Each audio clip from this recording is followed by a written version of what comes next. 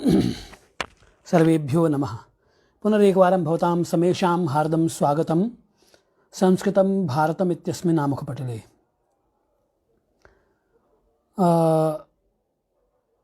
बहुः कालानन्तरं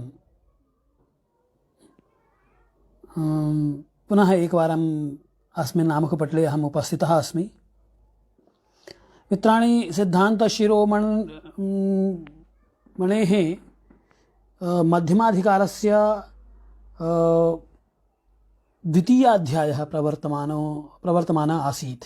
तस्मिन् समये यदा अवसितः पाठः स्थगितः वैयक्तिककार्यवशात्, तस्मिन् समये वस्तुतः अयं यः द्वितीयः भगणाध्यायः वर्तते, असौ तावत् यथा पूर्वमपि अहम् अकथयम् यत् ग्रहाणाम् एकस्मिन् कल्पे कियन्तः भगणाः भवन्ति इत्येतेषाम् इयत्ता उत किं मानं इयत्ता विषये तु इयत्ता विषये पुनः अग्रे चर्चां कुर्मः। एतेषां मानम् अत्र भास्कराचार्येण प्रदायि समेषां ग्रहाणां, सभी ग्रहों के मान, चाहे वो सूर्य हो, चंद्रमा हो, मंगल हो, बुध हो, और इसके साथ ही साथ न सिर्फ सूर्य आदि ग्रहों के बल्कि उनके कुछ जो पर्टिकुलर पॉइंट्स हैं उनके ऑर्बिट में, जहाँ पे ज़्यादा डिविएशन होता है, the point that has way too much perturbation deviation, उन पॉइंट्स को जिसको कि उच्च और जिसको उच्च चाहे नीच संज्ञा से व्यवहृत कर रहे हैं, अपोजी और पेरिजी जिसको कि हम नाम देते हैं। तो इस उच्च और नीच, और उसमें उच्च और नीच में भी उन्होंने कहा कि कुछ पॉइंट ऐसे होते हैं जहाँ पे वो बहुत जो उसका उच्च बिंदु, अच्छा वो जो उच्च बिंदु है वो उच्च बिंदु भी उसमें भी गति है ना। मैं एक दो चीज़ें यहाँ कह देता हूँ, फिर उसके बाद हम उन चीज़ों को ज़्यादा आसानी से समझ पाएंगे।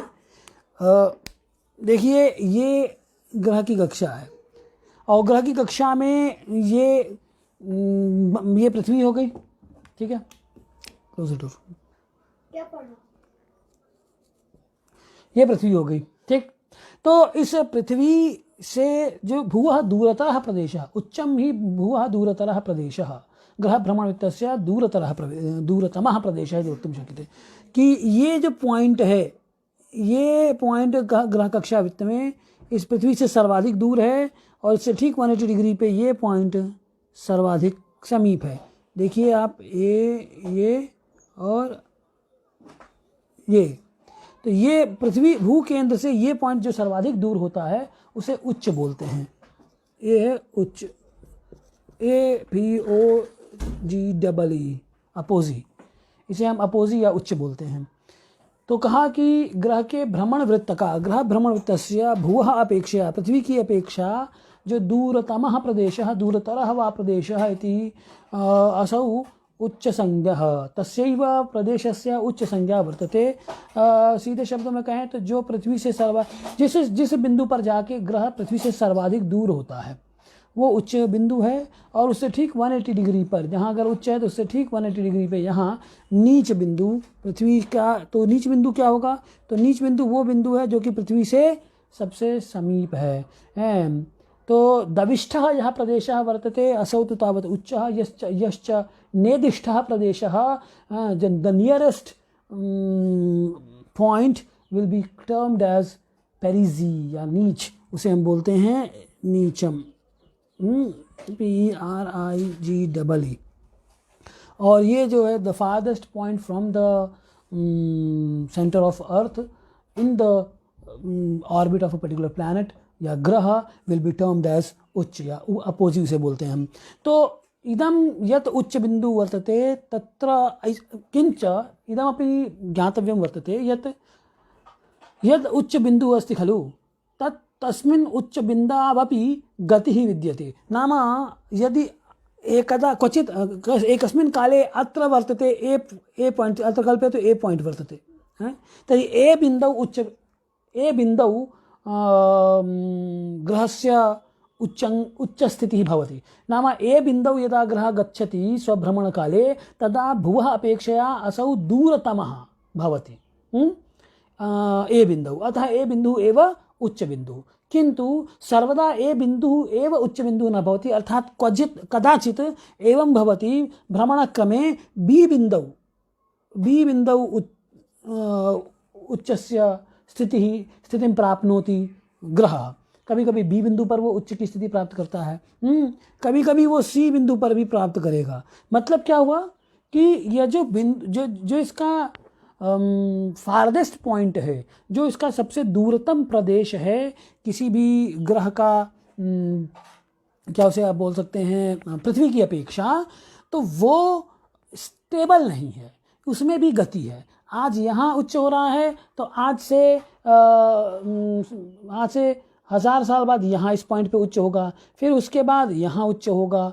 यानी कि जब यहाँ ग्रह रहेगा तो वो पृथ्वी की अपेक्षा सर्वाधिक दूर पे रहेगा। फिर ये ए पॉइंट पे था, ए पॉइंट से 1000 साल बाद फिर सी पॉइंट आएगा, ये वाला बिंदु। ये 1000 साल बाद आप क्या देखेंगे कि उस भ्रमण वृत्त में यह जो, यानी अब सी, ए पॉइंट, बी पॉइंट और सी पॉइंट का मतलब आप इसे कैसे डिफाइन कैसे करेंगे?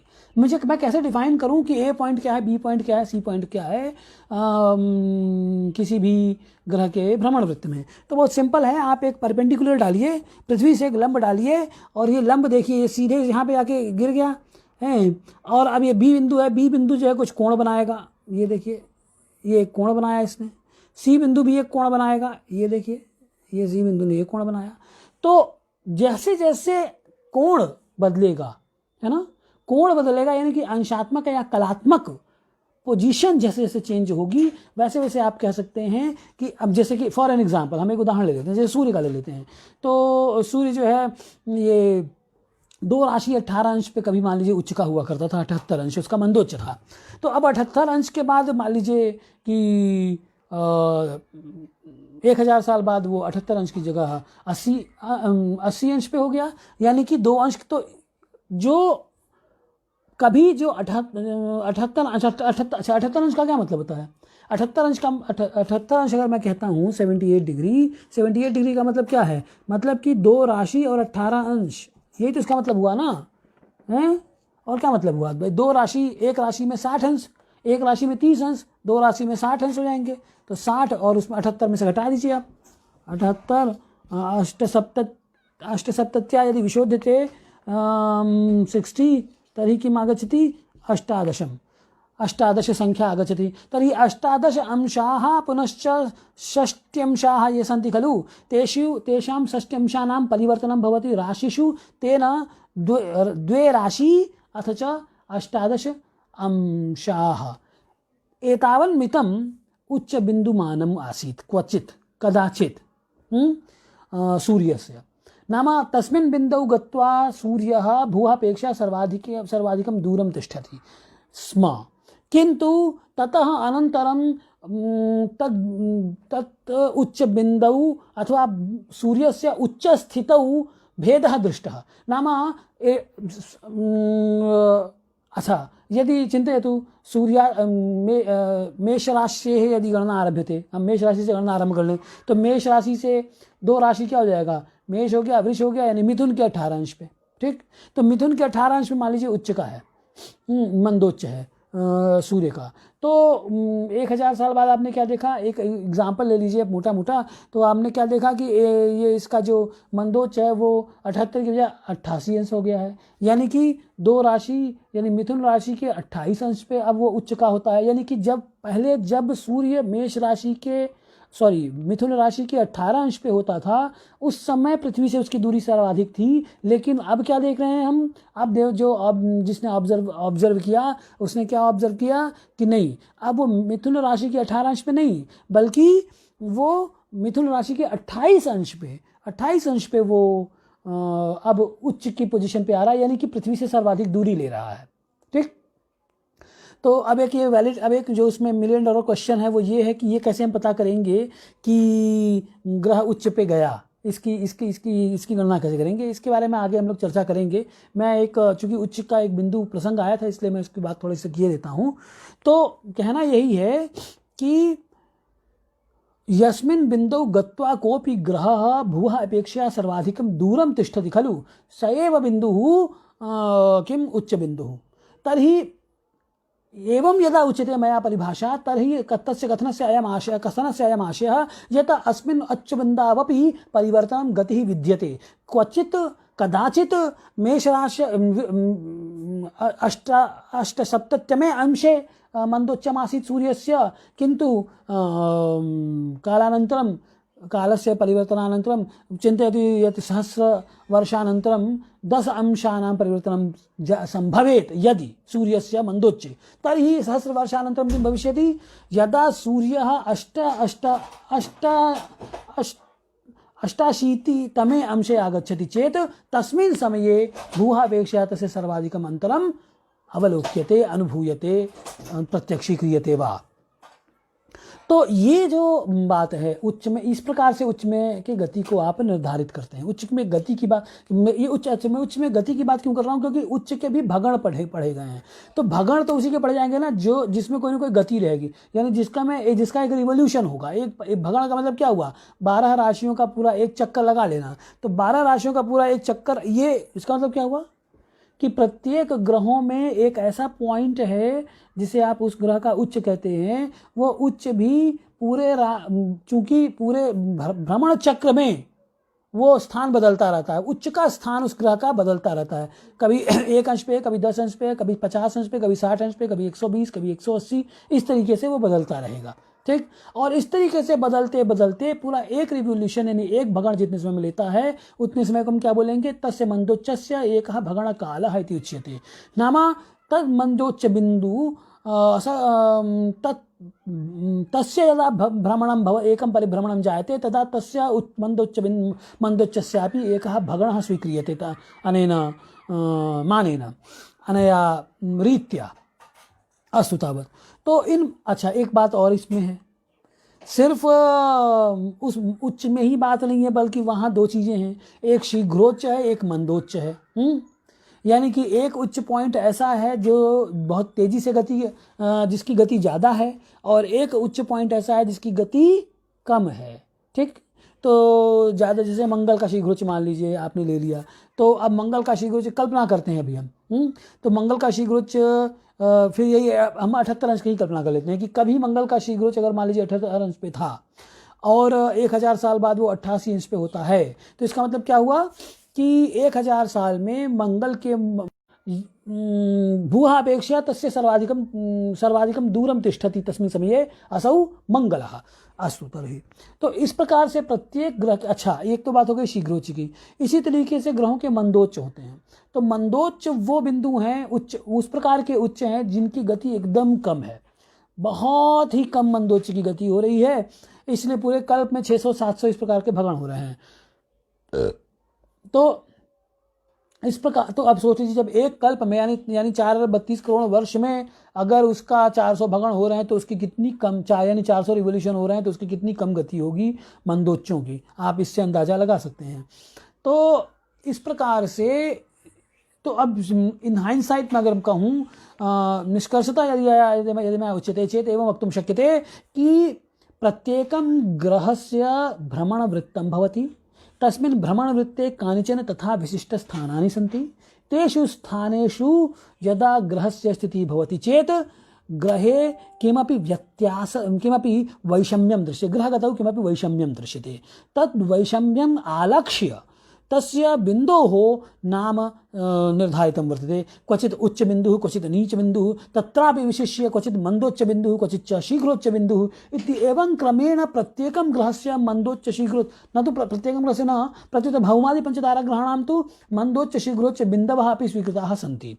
किञ्च ते बिन्दवः चलिताः सन्ति, नाम एकस्मिन् समये यदा मंगलस्य शीघ्रोच्चं यस्मिन् राशौ यस्मिन् अंशे यस्यां कलायाम् आसीत् न तस्मिन्नेव राशौ तस्मिन्नेव अंशे तस्यामेव कलायां सर्वदा तिष्ठति, तत्रापि परिवर्तनं विचलनं कलनं दृश्यते। अतः तत् कलनम् आकलय्य कियता कालेन तत् अनेन कलनेन एकः भ्रमणः जायते इति एवं क्रमेण तस्य ग्रहस्य मंदोच्चस्य शीघ्रोच्चस्य वा भगणाः अपि पठिताः। इस प्रकार से उनके भगण भी पढ़ दिए गए हैं। उनमें से कुछ के भगण के बारे में हमने बात की थी और कुछ के बारे में नहीं बात की थी। मेरा आइडिया आज ये है कि हम जो श्लोक है, श्लोकों में जो नंबर ऑफ रिवोल्यूशंस लिख रखे हैं ना, उनको देख लेते हैं और फिर हम इसमें जितना उपपत्ति आज कह सकेंगे कहेंगे और फिर कल उसके आगे क्या विस्तार करेंगे। अल्पारंभः क्षेमकरः अत्र पश्यन्तु। तद्दिने आसीत् असृजः अर्थात मंगलस्य भगणमानानि अस्माभिः उक्तानि मया उक्तानि। सम्प्रति अग्रे गच्छामश्चेत् सिंधु सिंधु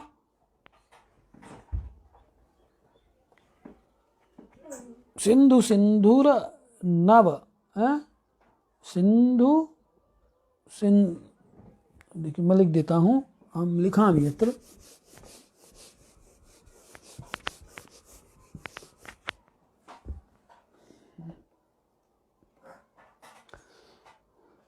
युग्म युग्म शर नागलोचन व्यालषड नवयमाश्विनो सृजः। ये तो हो गया असृजः अर्थात मंगलस्य। मंगलस्य यावन्तः भगणाः एकस्मिन् कल्पे भवन्ति ते भगणाः पठिताः। सम्प्रति अग्रे कस्य ज्ञशीघ्रजाः। ज्ञशीघ्रजाः अर्थात ज्ञ अर्थात बुधः, तस्य शीघ्रोच्च बिन्दोः भगणाः पठ्यन्ते। कियन्तः सन्ति तो उच्यते सिंधु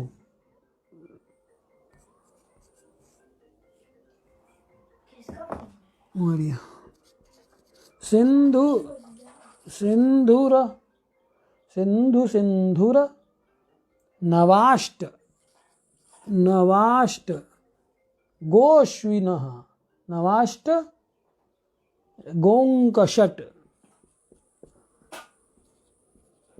गोंक षट पुनः किमुच्यते त्र्यंक सप्त शशिनो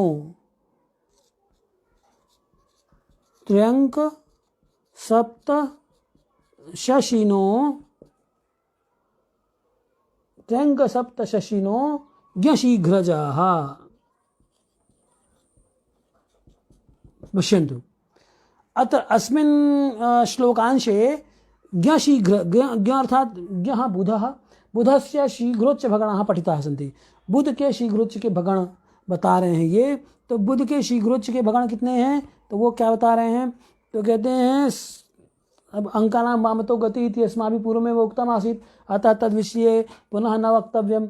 एक बार फिर से मैं कह देता हूँ, कई दिनों बाद कुछ हो सकता है नए लोग जुड़े हुए हों कि अब देखिए यहाँ जो ये संख्या शब्द लिखे हुए हैं ये शब्द अंकों को प्रदर्शित करते हैं।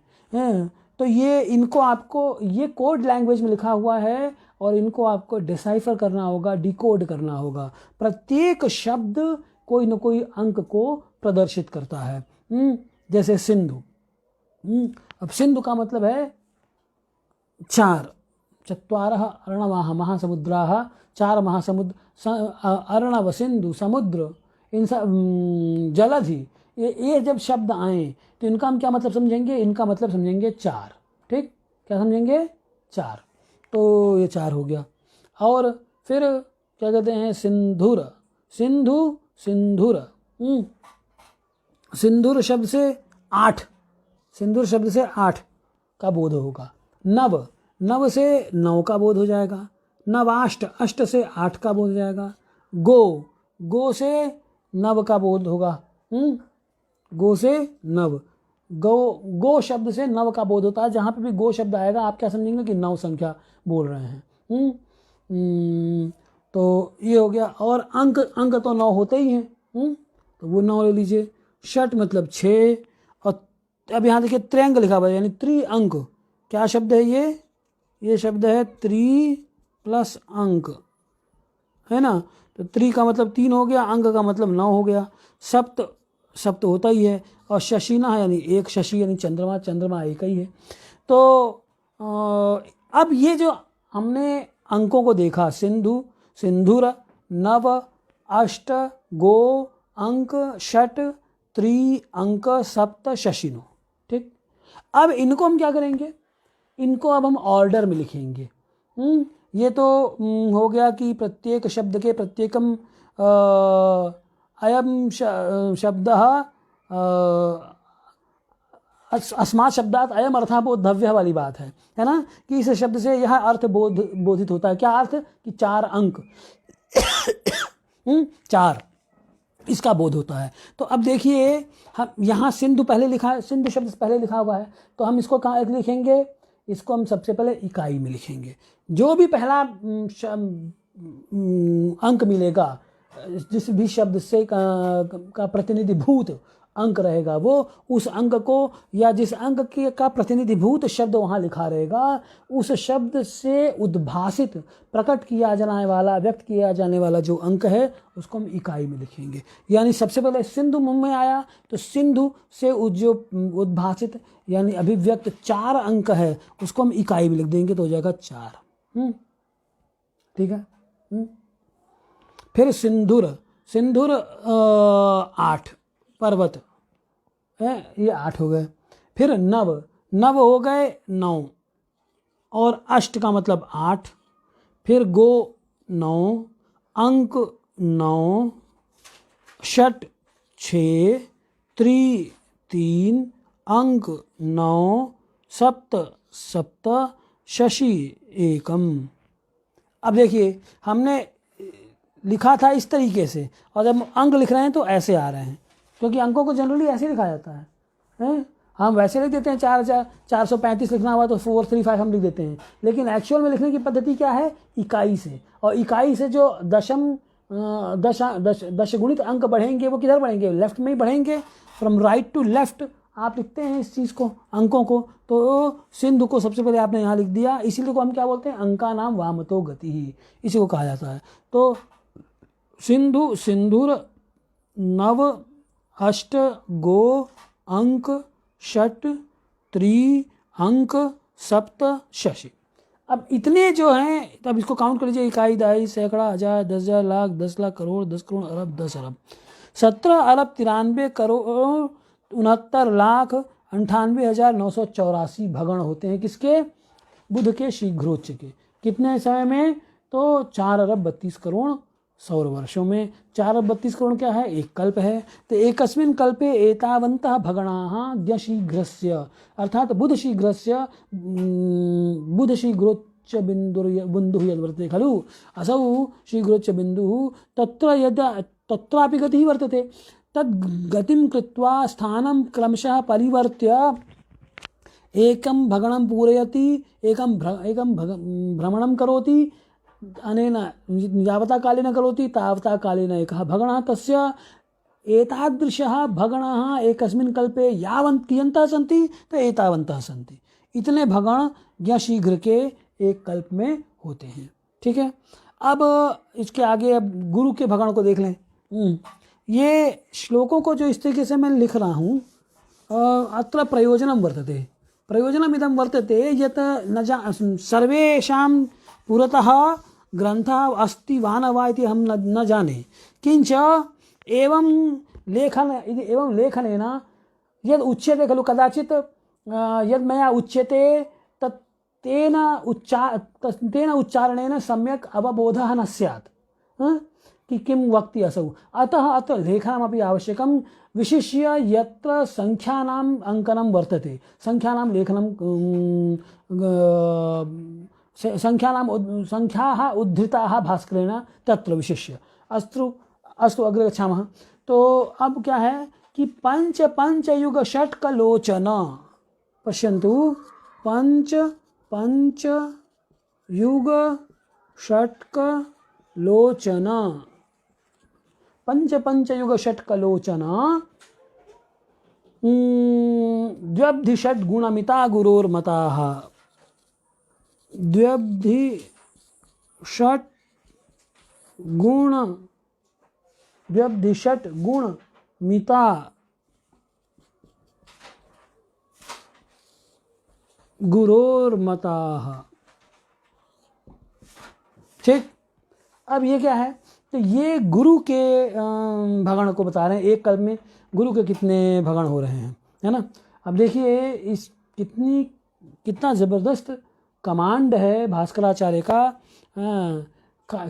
कथम विधम कौशलम वर्तते अस्य भास्करस्य संख्यामपि प्रदर्शयति किंच विचित्र पदेषु तस्य विन्यासः अपि क्रियते। श्लोकः अपि विचित्र पदैः अयं रचयति भास्कराचार्यः। तर्हि श्लोकस्यापि अवधानं स्यात्, व्याकरणस्यापि ज्ञानं स्यात्, किंच जागतिकं ज्ञानमपि स्यात्। नाम कस्य अङ्कस्य प्रदर्शनाय कः शब्दः स्वीकरणीयः एतदर्थं शब्दकोशः अपि स्यात् मनसि, तथा एव भवितुमर्हति खलु। जब तक ये नहीं होगा कि आपको शब्दों का भी एक निश्चित ज्ञान हो, व्याकरण का भी ज्ञान हो और काव्य रचना का भी ज्ञान हो, ये चीज़ें संभव नहीं है। जो कवि हैं वो इन बातों को अच्छी तरीके से समझते हैं कि आपको किसी छंद विशेष में अगर कोई रचना करनी है तो परिश्रम अधिक करना पड़ता है। अब उसमें भी मान लीजिए आपको खाली अंकों को ही प्रदर्शित करना हो तो उसके लिए फिर आपको चिंतन करना पड़ेगा किस अंक को किस प्रकार से प्रदर्शित करें। एक ही अंक को प्रदर्शित करने के लिए कई शब्द हैं, कौन सा शब्द यहाँ सूटेबल रहेगा जो कि छंद को भी फिट बैठे और भाव को भी दे देवे। तो इस प्रकार से आप कह सकते हैं कि भास्कराचार्य में अद्भुत प्रतिभा थी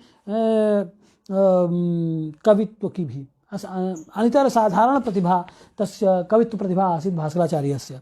अब देख लीजिए आपकी अब ये गुरु के भगवानों को बता रहे हैं तो कह रहे हैं पंच युग चत्वारि है ना। फिर षट और षटक षण्णाम समूह षटकः, 6 का समूह षटक हो गया। और लोचन द्व्यब्धि तो द्वि हम पूर्वमेव अकथयं यत् अब्धिः जलधिः समुद्रः अर्णवः इति पर्यायवाचिनः शब्दाः एतेषां समेषाम् अर्थः चत्वारि एव। तो 4 षट 6 गुणाः 3 तो 3। अब इनको आप जो ये आपने यहाँ लिखा हुआ है, अब इनको हम क्या करेंगे, अंका नाम वामतो गति, यानी जो शब्द सबसे पहले बोला उसको इकाई में लिखेंगे। तो पंच युग षटक लोचन द्वि अब्धि षट गुण मिता है तुल्य। अब ये जो नंबर है इकाई दहाई सैकड़ा हजार 10,000 लाख 10 लाख करोड़ 10 करोड़ 36 करोड़ 42 लाख 26,455 हैं। पंचत्युत्तर चतुश्शताधिक षड्विंशति सहस्रोत्तर 240 लक्षोत्तर 37 कोटि परिमिताः भगणाः गुरोः भवन्ति एकस्मिन् कल्पे इति भावः। इस श्लोकांश का ये भाव हो गया। तो अच्छा, अब इसके आगे देख लीजिए अगला श्लोक। अगले श्लोक में वो क्या कहते हैं। अब इसका श्लोक का मैंने बोला ना कि अत्र वृत्त रचना अपि विचित्रा अस्ति।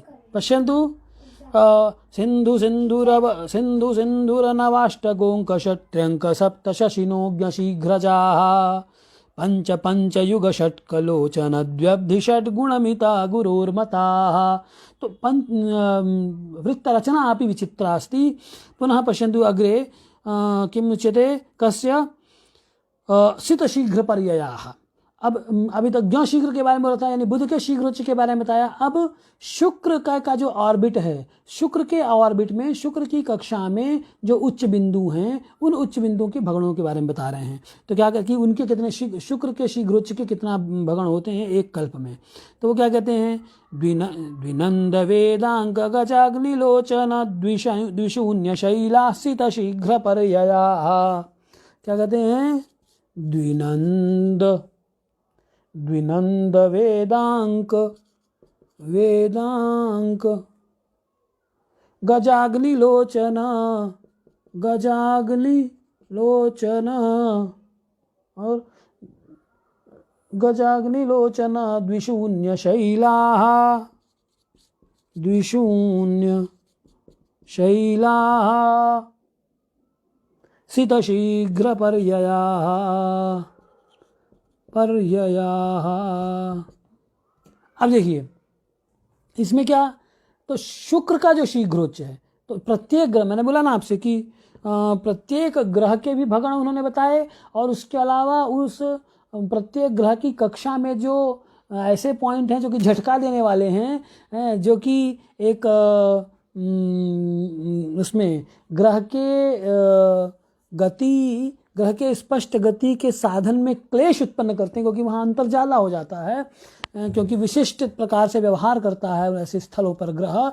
तो ऐसे ग्रहों, ऐसे स्थलों का विशेष ध्यान रखते हुए उन स्थानों, और जब विशेष ध्यान रखा तो क्या जाना कि असौ बिंदु तथा नास्ति यत् स्थिर बिंदु अस्ति तस्यापि चरणं विद्यते तर्हि तेषां कियता कालेन एकं भगणम् असौ स्थिर बिंदु असौ उच्च बिंदु पूरयति इति तस्यापि ज्ञानं विधाय पुनश्च उनके भी जो भगण हैं उनको भी पढ़ा।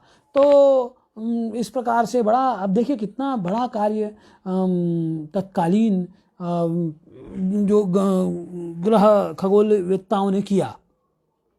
तो अब देखिए द्विनंद यानी 9, वेदाः 4 अंक 9, गज, गज से 8 संख्या का बोध होता है, 8 प्रकार के गज बताए गए हैं। अग्नि 3, 5 का अग्नि, वडवाग्नि, दावाग्नि, और लोचन 2 हैं। द्वि शून्य का मतलब शून्य ही है, और शैल का मतलब पर्वत हो गया,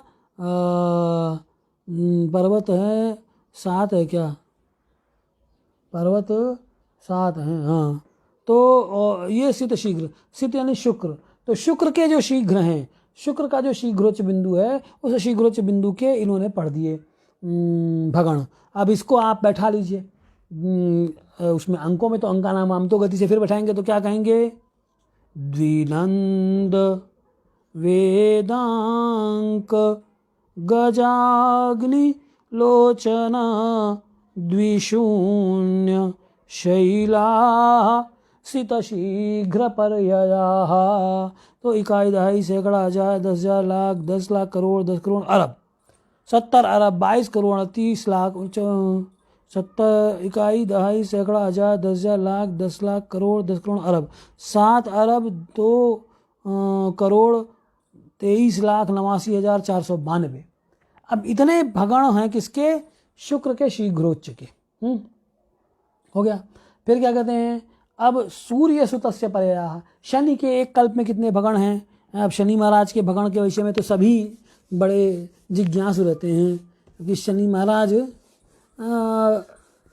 के कार्य ही ऐसे हैं, प्रभाव ही ऐसा है कि सबको वो अपनी तरफ आकृष्ट रखते ही रखते हैं, है ना। तो शनि महाराज का देख लिया जाए तो क्या कहते हैं कि भुजंग नंद द्विनगांग बाण षट, भुजंग क्या, भुजंग, भुजंग नंद, भुजंग नंद भुजंग नंद द्विनगांग बाण षट, कृतेन्दवः सूर्यसुतस्य, कृतेन्दवः सूर्यसुतस्य पर्ययाः। अब सूर्यसुत, सूर्यसुत का अर्थ है शनि, सूर्य से सुतः शनि, तो सूर्यसुत से अर्थात शनि है पर्याय, शनि के पर्याय यानी रिवोल्यूशन, शनि पर्याय यानी कि भगण। तो इसके कितने भगण हैं शनि के, तो कहते हैं भुजंग, भुजंग का मतलब होता है 8, भुजंग अर्थात सर्प, सर्प वसु, इससे 8 संख्या का बोध होता है, 8 प्रकार के सर्प बताए गए हैं। नंद 9, द्वि 2, नग पर्वत 7, अंग, अंग मतलब वेदांग, वेदांग षट हैं। बाण, बाण कामदेव के पंचबाणाः सन्ति, कामदेवस्य 5, षट का मतलब षट ही है। कृत, कृत अर्थात कृतयुगम, तर्हि कृतयुगस्य, कृतयुगे चत्वारि युगचरणानि सन्ति, अतः कृत इति पदेन चत्वारि इति संख्यायाः बोधः। फिर कृत इंदवः, इंदुः अर्थात चंद्रमा एकः एव। तो अब इसको लगा लीजिए, तो भुजंग नगांग बाणषट कृतेन्दवः। देख लीजिए आगे। अब ये इकाई दहाई सैकड़ा हजार 10,000 लाख 10 लाख करोड़ 10 करोड़ 14 करोड़ 65 लाख 67,298 इतने शनि के भगण हैं एक कल्प में। ये सूर्य सदस्य हो गया। अब क्या कहते हैं, अब अगला देख लीजिए। ये खास ठीक है ना, 14 65 67,298 ठीक है। अब आगे देखिए। अब ये विपाब्धयो द्यंकमाब्धय ये शिवपूर्वगत्या तरणेर मृदुच्चजाः हैं। अब तरणादियों के मृदुच्चज बता रहे हैं। तरणी का मतलब होता है सूर्य। तो मैंने दो चीज़ें बताई थी आपको, एक शीघ्रोच्च के बारे में कहा था, एक मंदोच्च के बारे में कहा था। यानी कि ग्रहों की कक्षा में ही कुछ ऐसे खतरनाक बिंदु होते हैं स्थल चिन्हित किए खगोलवेत्ताओं ने, जहाँ पे ग्रह विचित्र व्यवहार करता है। उस बिंदु को उच्च और नीच, उससे ठीक 180 अंश पे नीच नाम दिया। क्यों उच्च और नीच नाम दिया? क्योंकि वह बिंदु पृथ्वी के केंद्र से सर्वाधिक दूरी पर था, इसलिए उसको उच्च बोल दिया, और उससे ठीक 180 अंश पे सर्वाधिक नीच, सबसे समीप दूरी पर जो बिंदु था उसको नीचे कह दिया। ठीक। अब यह भी फिर बाद में उन्होंने क्या देखा कि यह जो उच्च बिंदु है, इस उच्च बिंदु में भी यह भी स्थिर नहीं है। मतलब कि कभी उच्च बिंदु जितने अंश पर होता है उससे आगे या पीछे कुछ दिनों बाद होता है, ये कुछ वर्षों बाद होता है। तो इस प्रकार से उच्च में भी गति है, यह निष्कर्ष निकाली। अच्छा, फिर और एक चीज़ देखी कि यह उच्च में भी जो गति के आधार पर उन्होंने देखा कि प्रत्येक उच्च में इस प्रकार की गति है, सो बात नहीं है, बल्कि एक उच्च बिंदु ऐसा भी है, एक जो कि एक पॉइंट ऐसा भी है जो कि क्या है, जिसका भ्रमण काल अत्यंत कम है, यानी कि उसकी गति अत्यल्प है, तो उसे मंदोच्च कहा। और जब उस उच्च बिंदु को ग्रह के उस भ्रमण वृत्त के उस बिंदु को जो कि उच्च बिंदु को जो कि तीव्रता से अपने स्थान को बदल रहा है, उसको शीघ्रोच्च कहा। शीघ्रोच्च के भगण उन्होंने पहले बता दिए। ठीक। अब मंदोच्च के भगण बता रहे हैं। तो मंदोच्च के भगणों में एक साथ सबके भगण दे दिए। क्यों एक साथ दे दिए? क्योंकि मैंने जैसा कि आपसे कहा कि मंदोच्च की गति, मंद उच्च है वो, यानी कि अल्प, शीघ्र उच्च यानी कि तेज से चलने, शीघ्र यानी शीघ्र चलने वाला उच्च बिंदु, और मंद उच्च मतलब कि मंद चलने वाला उच्च बिंदु। तो जो मंद गति का उच्च बिंदु है वो मंद चलता है, इसलिए उसके भगण भी कल्प में कम ही बताए गए हैं तो उसकी तुलना में। इसलिए अब शीघ्रोच्च के चूंकि भगण ज़्यादा होते हैं, पद्य बड़ा हो जाता है। मंदोच्च के भगण कम हैं तो एक ही पद्य में कई सारे भगण आ जाएंगे, कई ग्रहों के आ जाएंगे। इसीलिए एक ही श्लोक में सारे ग्रहों के मंदोच्चों को पढ़ दिया है उन्होंने। क्या कहते हैं, और अंत में कह दिया कि पूर्वगत्या तरणे हैं मृदुच्चजाहा। तरणे हैं, तरणि ही अर्थात सूर्य, तो सूर्य से मृदुच्चजाहा, मृदु उच्च यानी कि मंदोच्च। तो सूर्य के मंदोच्च पूर्व गति से सूर्य आदि ग्रहों के मंदोच्च इस प्रकार से हैं। किस प्रकार से हैं? तो अब उसको पढ़ रहे हैं। क्या कहते हैं? खाष्टाब्धयोष्टाक्ष गजेषु दिग्द्वीपाब्धयो द्व्यंकयमा रदाग्नयः। क्या कहते हैं, जरा देखिए, इसको भी लिख देता हूँ क्योंकि ये श्लोक ऐसे हैं। एते श्लोकाः तथा सन्ति यत् उच्चारण केवलं श्रवणे नैव सर्वं स्पष्टतया ज्ञानं न शुष्कम्, अतः तदर्थं तु लेखनमेव आवश्यकम्। तर्हि किमुच्यते? काष्ठाब्धयो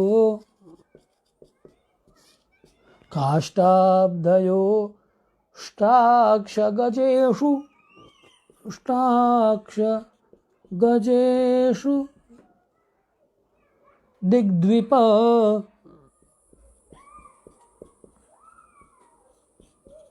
और द्वीपाब्धयो द्व्यंकयमा, द्वीपाब्धयो द्व्यंकयमा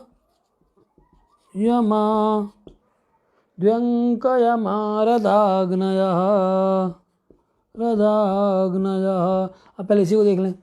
तो क्या कहते हैं? खाष्ट, खम शून्यम, ख का मतलब हो गया शून्य, अष्ट मतलब 8, अब्धि अब्धयः समुद्राः, तो अक्ष मतलब हो गया 2, अभी अष्ट मतलब 5 लिए हुए हैं, अक्ष मतलब 5 लिए हुए हैं,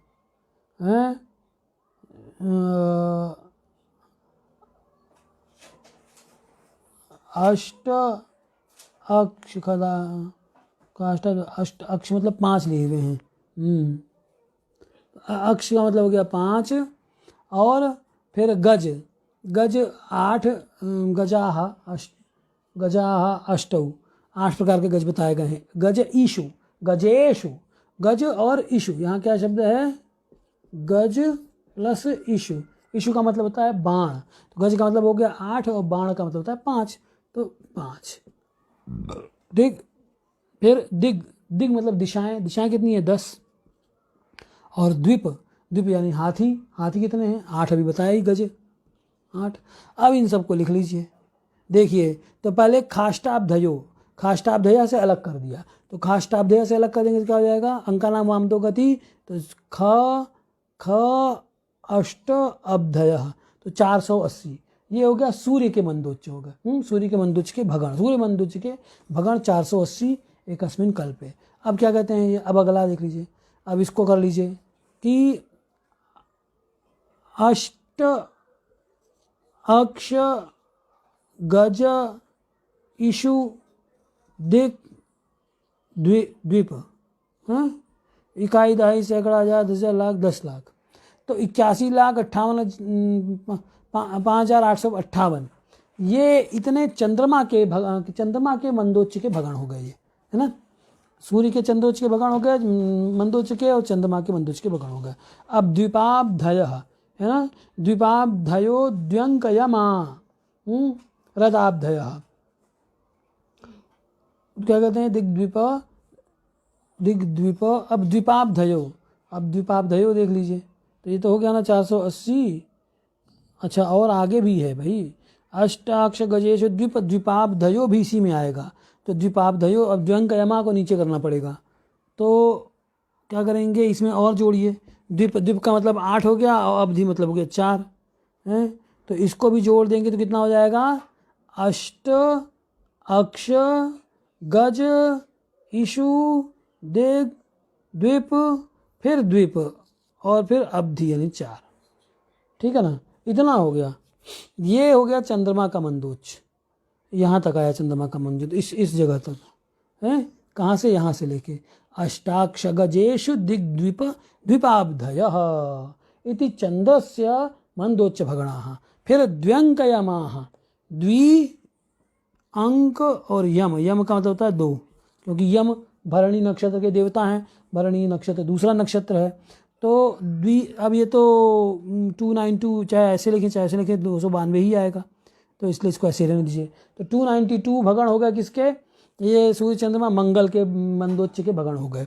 अब रदाग्नयः, रद रद रदाः दंताः, रद का मतलब होता है दंत, तो 32, और अग्नि 3, तो अब कर लीजिए 3 32 और 3, तो 332, ये हो गए